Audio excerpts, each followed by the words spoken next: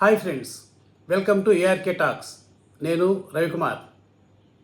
గత కొద్ది రోజులుగా జరుగుతున్న పరిణామాలు, జరుగుతున్న యాగి బాలకృష్ణకు వ్యతిరేకంగా, ప్రముఖ సినీ నటుడు నందమూరి బాలకృష్ణకు వ్యతిరేకంగా జరుగుతున్న రచ్చ, ఇవన్నీ చూస్తూ ఉంటే వీటన్నిటికీ పరాకాష్ఠగా ఇవాళ ఆంధ్రజ్యోతి దినపత్రికలో ఆ పత్రిక సంపాదకుడు వేమూరి రాధాకృష్ణ తన కొత్త పలుకు శీర్షికన రాసిన వ్యాసంలో బాలకృష్ణపై చేసిన వ్యాఖ్యలు, ఆయనకు అంటించిన చొరకలు, చేసిన సలహాలు ఇవన్నీ చూస్తూ ఉంటే నందమూరి బాలకృష్ణను బలిపశువు చేసే కుట్ర ఏదైనా జరుగుతుందేమో అన్న అనుమానాలు కలుగుతున్నాయి. మీ అందరికీ తెలుసు, కొద్ది రోజుల క్రితం రాష్ట్ర శాసనసభలో బాలకృష్ణ చేసిన వ్యాఖ్యలు చిరంజీవిని ఉద్దేశించి చేశారని, అవి చిరంజీవి వ్యక్తిత్వాన్ని, చిరంజీవి గొప్పతనాన్ని దారుణంగా కించపరిచాయని పేర్కొంటూ కొన్ని మీడియాలో పెద్ద ఎత్తున వార్తలు వెలువడటం, అది క్రమేపీ కమ్మ కాపు కులస్తుల మధ్య కొద్దిగా భేదాభిప్రాయాలు సృష్టించేందుకు ప్రయత్నించటం, ఆ ప్రయత్నాలు జరుగుతూ ఉండటం, ఒక వర్గపు మీడియా పనిగట్టుకుని ఈ వివాదాన్ని భూతత్వంలో చూపిస్తూ కమ్మ కాపు కులాల మధ్య చిచ్చు రగిల్చేందుకు, అదే సమయంలో కూటమిలో భాగస్వాములుగా ఉన్న తెలుగుదేశం పార్టీ, జనసేన పార్టీల మధ్య పొత్తును విచ్ఛిన్నం చేసేందుకు కొద్ది రోజులుగా జరుపుతున్న ప్రయత్నాలను ఈ ఉదంత ఆసరాతో బాలకృష్ణ అసెంబ్లీలో చేసిన వ్యాఖ్యల ఆధారంగా వాటిని బూచిగా చూపుతూ ఈ కమ్మ కాపు కులాల మధ్య వివాదాల చిచ్చును రగిల్చేందుకు ప్రయత్నం జరుగుతోందని మనందరికీ తెలుసు. ఇదే సమయంలో బాలకృష్ణ చేసిన వ్యాఖ్యలు నిజంగా చిరంజీవిని ఉద్దేశించి చేసాయా, డైరెక్ట్గా ఆయన నేరుగా అసెంబ్లీలో చిరంజీవి పేరును ఉద్దేశించే వ్యాఖ్యలు చేశారంటే అదేమీ లేదు. రికార్డును పరిశీలించిన ఆ తర్వాత వాటిని రికార్డులో తొలగించారనుకోండి. బాలకృష్ణ అన్నది ఏమంటే, మాజీ మంత్రి డాక్టర్ కామినేని శ్రీనివాస్ గతంలో చిరంజీవి సారథ్యంలో వచ్చిన సినిమా చిత్రరంగ బృందాన్ని అప్పటి ముఖ్యమంత్రి జగన్ దారుణంగా అవమానపరిచారని, వాళ్ళని కలిసేందుకు నిరాకరించారని, అయితే చిరంజీవి గట్టిగా అడగడంతో, ఇదేమిటని ప్రశ్నించడంతో జగన్ దిగొచ్చి చిరంజీవి బృందాన్ని కలుసుకున్నారని, వారి డిమాండ్లను సానుకూలంగా ఆలకించారని డాక్టర్ కామినేని శ్రీనివాస్ చెప్పుకొచ్చారు. అదే సమయంలో ఇలాంటి కామినేని శ్రీనివాస్ భాషలో ఇలాంటి కుసంస్కార సీఎం జగన్ లాగా కాకుండా ప్రస్తుత కూటమి ప్రభుత్వం, ఇప్పటి ముఖ్యమంత్రి చంద్రబాబు నాయుడు, ఉప ముఖ్యమంత్రి పవన్ కళ్యాణ్, వీరందరూ ఎంతో సంస్కారవంతులని, వీరికి చక్కగా ఇతరులను గౌరవించటం, వారికి మర్యాద తగినంత మన్నన ఇవ్వటం తెలుసని చెప్పుకొచ్చారు. ఈ సందర్భంలోనే బాలకృష్ణ కామినేని శ్రీనివాస్ వ్యాఖ్యలపై అసహనం వ్యక్తం చేశారు. కామినేని శ్రీనివాస్ అన్నట్లుగా ఎవరు గట్టిగా అడగలేదని, ఎవరో అడిగారని జగన్ దిగొచ్చి చిరంజీవి బృందాన్ని కలుసుకోలేదని ఆయన కుండ బద్దలు కొట్టారు. దీంతో కామినేని శ్రీనివాస్ విరుచుకుపడగా బాలకృష్ణ వ్యతిరేకులకు ఎలాగైనా సరే కమ్మ కాపు కులస్తుల మధ్య విభేదాలు రగిల్చాలని చూస్తున్న వారికి మంచి ఆయుధం దొరికినట్లయింది. నేరుగా చిరంజీవి పేరును బాలకృష్ణ ప్రస్తావించకపోయినప్పటికీ వారు మాత్రం దీనిని బాలకృష్ణ చిరంజీవిని అనుచితంగా దూషించారని, ఆయన స్థాయిని కించపరిచేలా మాట్లాడారని పేర్కొంటూ పెద్ద ఎత్తున ప్రచారం మొదలుపెట్టారు. సాధారణంగా ఇదైతే ఇలా జరిగినప్పుడు ప్రభుత్వ పక్షాన ఎవరో ఒకరు ముందుకొచ్చి అప్పుడేం జరిగిందో, ఇప్పుడేం జరిగిందో, అసలు వాస్తవాలు ఏమిటో సరిగ్గా చెప్పుంటే బాగుండేది. కానీ అదే సమయంలో శాసనసభలో ఉన్న, అసెంబ్లీలో ఉన్న బాలకృష్ణ వ్యాఖ్యల సమయంలో ముఖ్యమంత్రి చంద్రబాబు నాయుడు కానీ, స్పీకర్ స్థానంలో ఉన్న రఘురామకృష్ణరాజు కానీ ఎవరు కూడా బాలకృష్ణను భారించలేదు సరిగదా, చూస్తూ ఉండిపోయారు. ఆఖరికి సినిమాటోగ్రఫీ శాఖ మంత్రి, జనసేన నాయకుడైన దుర్గేష్ కూడా ఏమీ మాట్లాడలేదు. ఈ విధంగా మామూలుగా జరుగుతున్న ఈ సాధారణ వ్యాఖ్యలు అనుకున్న దాన్ని క్రమక్రమంగా దానికి మసిపూసి మారేడుకాయ చేసి, అదేదో చిరంజీవి బాలకృష్ణ మధ్య జరుగుతున్న గొప్ప సంగ్రామంగా, ఇది క్రమేపీ కమ్మ కాపు కులస్తుల మధ్య చిచ్చు రగిల్చేంతటి తీవ్రమైన వ్యాఖ్యలుగా ఒక సెక్షన్ ఆఫ్ మీడియా చూపుతోంది. ఇదంతా ఎక్కడ తమ తలకు చుట్టుకుంటుందో అన్న భయంతోనో మరేదో కావచ్చు.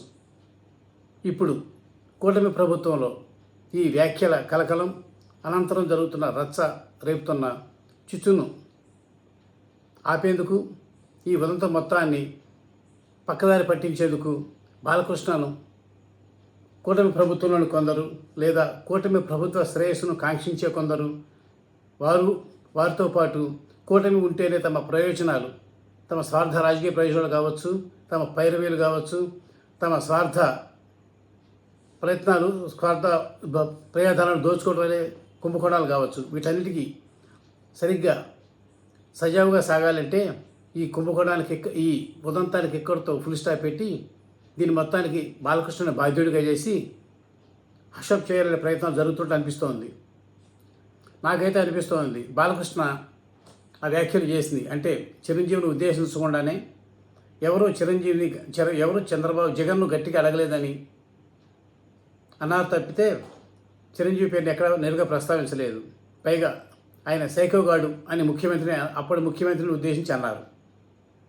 ఇక తర్వాత ఆయన బాడీ లాంగ్వేజ్, ఈ మూడు అంశాలు అంటే బాలకృష్ణ ఎవడడిగాడు జగన్ను గట్టిగా కలవాలని అని ఒకటి, రెండవది జగన్ను సైకోగాడు అనటం, మూడవది ఆ సమయంలో బాలకృష్ణ ప్రదర్శించిన బాడీ లాంగ్వేజ్, ఈ మూడు కూడా ఆంధ్రజ్యోతి ఎండి వేమూరు రాధాకృష్ణ గారికి అత్యంత అభ్యంతరకరంగాను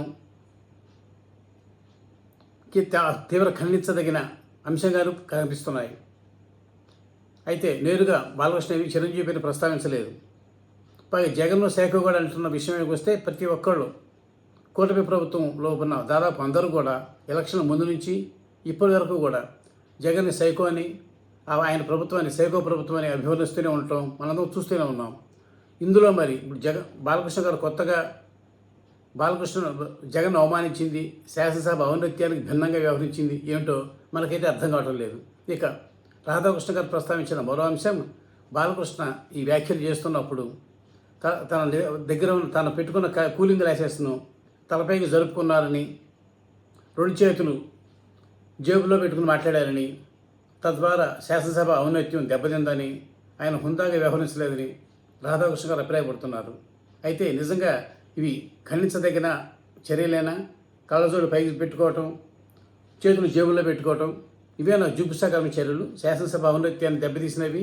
ఇంతకుముందు ఇప్పుడు కూడా శాసనసభలో సభ్యులుగా ఉన్నవారు, మంత్రులుగా ఉన్నవారు, ఆఖరికి ముఖ్యమంత్రులుగా ఉన్నవారు సైతం ఇంతకంటే ఘోరంగా జుగుప్సాకరంగా ప్రవర్తించలేదా? అప్పుడు అవేవి తప్పుగా అనిపించాలివి. కేవలం ఇప్పుడు బాలకృష్ణ దగ్గరికి వచ్చేసరికి ఆయన కళ్ళజోడు పైకి పెట్టుకున్నాడని, చేతులు జేబుల్లో పెట్టుకున్నాడని అన్నారు తప్పితే ఆయన వేరే పదవి ఏమన్నా మాట్లాడా, అసభ్యకరంగా ఏమైనా దూషించాడా అంటే సమాధానం లేదు. అసలు ఇంతకీ బాలకృష్ణకు ఎందుకు కోపం వచ్చిందనే విషయంలో మాత్రం ఎవరు వెళ్ళడం లేదు.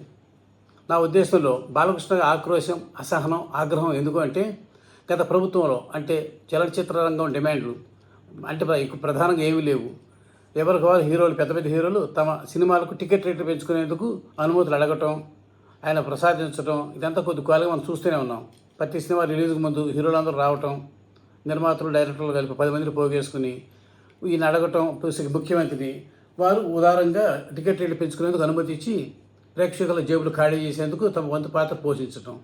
అలా వచ్చిన ఒక చిత్ర బృందంలో చిరంజీవితో పాటు అందులో రాగా బాలకృష్ణ మాత్రం అప్పుడు రాలేదు, జగన్ కలవలేదు. ఆ సమయంలో ఆయనకు తగినంత సరిగ్గా వర్తమానం లేదనో ఏదో మొత్తానికి కినుక బాలకృష్ణకు ఉంది. ఆయన వచ్చేవారో లేదో తర్వాత సంగతి.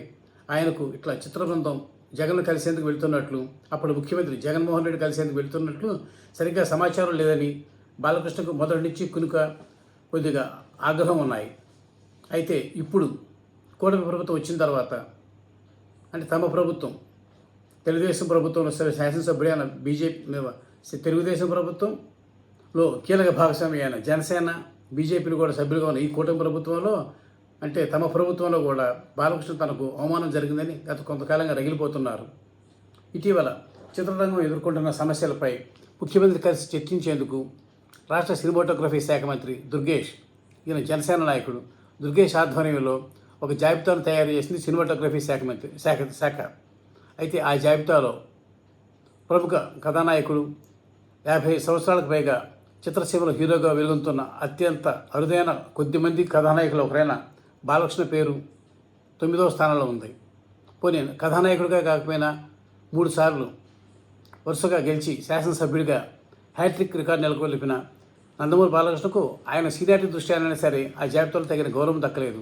అంటే అటు నటుడిగా ఆయన సాధించిన విజయాలకు కానీ, ఇటు శాసనసభ్యుడిగా ఆయన ఆయన పొందిన గెలుపులకు కానీ ఈ ప్రభుత్వం ఏమాత్రం విలువ ఇవ్వలేదు. సరిగ్గా ఈ విషయమే బాలకృష్ణను తీవ్ర అసంతృప్తికి, అసహనానికి గురి చేసిందని చెప్తారు. అంటే అప్పట్లో జగన్ ప్రభుత్వం అధికారంలో ఉన్నప్పుడు తనకు గుర్తింపు తగ్గలేదు, అది సహజం. ఆ తర్వాత ఇప్పుడు తమ ప్రభుత్వం అధికారంలో ఉండగా కూడా తన పేరు 9వ జాబితాలో 9వదిగా ఉండటం బాలకృష్ణకు తీవ్ర అసంతృప్తిని కలిగించిందని, ఈ విషయాన్ని ఆయన అంతకుముందే సినిమాటోగ్రఫీ శాఖ దృష్టికి తీసుకెళ్ళినా సరే ఆ లోపాన్ని వారు సరిచేయలేదని, ఇదే విషయాన్ని బాలకృష్ణ తన అంతరంగికుల వద్ద పంచుకుంటూ ఆ తరువాత శాసనసభలో ఇందాక మనం చెప్పుకున్నట్లుగా జగన్పై చేసిన ఆరోపణల విషయంలో ఆ తరువాత ప్రస్తావించి నేరుగా దుర్గేష్ను కూడా శాసనసభ సాక్షికి ఈ విషయం అడిగారు. తన పేరు ఆ జాబితాలో 9వ స్థానంలో ఉందేమిటి అని. అయితే దీన్ని బట్టి చూస్తూ ఉంటే ఇక్కడ ప్రధాన లోపం బాలకృష్ణుడు కాదు, ఆయనను అసహనానికి గురి చేసి ఆయన స్వయంగా అసంతృప్తి, అసహనం వ్యక్తం చేసినప్పటికి కూడా జాబితాలో తగిన మార్పులు చేయకపోవటం, ఆయన సీనియారిటీకి, ఆయన స్టేచర్కు తగిన గుర్తింపును ఇవ్వకపోవటం, ఈ విషయాన్ని పక్కన పెట్టి బాలకృష్ణ ఏదో చిరంజీవిని అవమానపరిచాడని, బాలకృష్ణ కారణంగానే కూటమిలో లుకలుకలు విభేదాలు ఏర్పడబోతున్నాయని అంటూ బాలకృష్ణను రాధాకృష్ణ గారు చాలా తీవ్ర అవమానకరంగాను కించపరిచారు నాకు అనిపిస్తోంది. రాధాకృష్ణ గారు ఇంకోటి ఏమన్నారంటే, బాలకృష్ణ 3 సార్లు ఎమ్మెల్యేగా గెలిచినప్పటికీ కూడా తెలుగుదేశం వల్ల లేనిదే బాలకృష్ణ ఎమ్మెల్యేగా గెలవలేరట. అది నిజమే కావచ్చు. ఒకరికి ఒక సహకారం పరస్పరం, పార్టీ కేడర్ ఉపయోగపడాలి, వీళ్ళ స్టేచరు 2 కలిస్తేనే బాలకృష్ణ విజయాలు సాధిస్తూ వచ్చారు. అది నిజమే. పార్టీకి బాలకృష్ణ ఎంత అవసరమో బాలకృష్ణకు పార్టీ అంత అవసరం. అది ఇట్లా ఈ నేపథ్యంలో చూస్తే 2019లో జగన్ హవా ఉధృతంగా వీసిన సమయంలో రాష్ట్రంలో మహామహులందరూ, బహుశా రాధాకృష్ణ గారు విశ్వసించే మహామహులందరూ, తెలుగుదేశం మహామహులు, ప్రతిపక్ష నాయకులందరూ కొట్టుకుపోయారు. ఆ సమయంలో రాయలసీమ నుంచి గెలిచిన, తెలుగుదేశం పార్టీ నుంచి గెలిచిన 3 శాసనసభ్యుల్లో బాలకృష్ణ ఒకరు. అంటే తెలుగుదేశంపై ఎంత వ్యతిరేకత ఉన్నప్పటికీ ప్రజల్లో ఆ ఎన్నికల్లో జగన్ పార్టీకి 151 స్థానాలు వచ్చినప్పటికీ కూడా గెలిచిన 3, రాయలసీమ నుంచి గెలిచిన 3 శాసనసభ్యుల్లో బాలకృష్ణ ఒకరు. అంటే పూర్తిగా బాలకృష్ణ టీడీపీ బలంపైనే కాకుండా ఆయన వ్యక్తిగత చరిష్మా, ఆయనకున్న స్టార్ ఇమేజ్, ఆయన మంచితనం ఆయనకు ఉపయోగపడ్డాయని తెలుస్తోంది. అయితే ఆంధ్రజ్యోతి కానీ కొన్ని మీడియాలు కానీ బాలకృష్ణను ఈ విషయంలో గుర్తించడానికి కానీ ఆయనకు తగినంత క్రెడిట్ ఇవ్వడానికి ఇష్టపడటం లేదు. ఇది విచిత్రం. ఇలా ఎన్నో శుద్ధులు చెప్పి బాలకృష్ణను ఆఖరికి గొప్ప విలన్గా, చిరంజీవిని నిజంగా దూషించినట్టుగా వీళ్ళు నిర్ధారిస్తూ కమ్మకాకుల మధ్య విభేదాలను ఈయనే కారకుడని, ఈయన వల్ల కూటమిలో లుకలుకలు ఏర్పడరాదంటే బాలకృష్ణనే బాధ్యుడిగా చేసి మిగతా వారందరూ శుద్ధపూసలని, కూటమి మాత్రం చాలా గొప్ప ప్రభుత్వం అని, ఈ సమన్వయం అంతా చాలా బాగుంటుందని, బాలకృష్ణ లాంటి వారి కారణంగా ఇలా జరగకూడదని రాధాకృష్ణ గారు భావిస్తున్నట్టుగా ఉంది. అదేవిధంగా ఆయన సర్టిఫై చేస్తున్నట్టుగా కూడా ఉంది. ఇదే సమయంలో ఇంకొక విషయాన్ని ప్రస్తావించాలి. శాసనసభలో మితిమీరిన ప్రశంసలు, పొగడ్తలు, భజన బృందాల గీతాలు. కామినేని శ్రీనివాస్ అనే మాజీ మంత్రి, ప్రస్తుత బీజేపీ శాసనసభ్యుడు అసెంబ్లీలో జగన్ దుర్మార్గాన్ని, ఆయన భాషలో చెప్పాలంటే జగన్ కుసంస్కారాన్ని, చిరంజీవి సారథ్యంలో వచ్చిన చిత్ర బృందాన్ని కలవడానికి నిరాకరించి జగన్ కనబరిచిన కుసంస్కారాన్ని బయటపెట్టి ఆ విధంగా ముఖ్యమంత్రి చంద్రబాబు నాయుడు మెప్పును పొందేందుకు చేసిన ప్రయత్నం ఇదంతటికి దారితీసింది. ఈ కొంతకాలంగా కామినేని శ్రీనివాస్ ఏం ఆశిస్తున్నారో తెలియదు కానీ పదే సందర్భం వచ్చినా రాకున్నా సందర్భం తెచ్చుకుని మరి చంద్రబాబు నాయుడిని, కూటమి ప్రభుత్వాన్ని, పవన్ కళ్యాణ్ గారిని ప్రశంసించడం ఒక విద్యుక్త ధర్మంగా పెట్టుకున్నారు.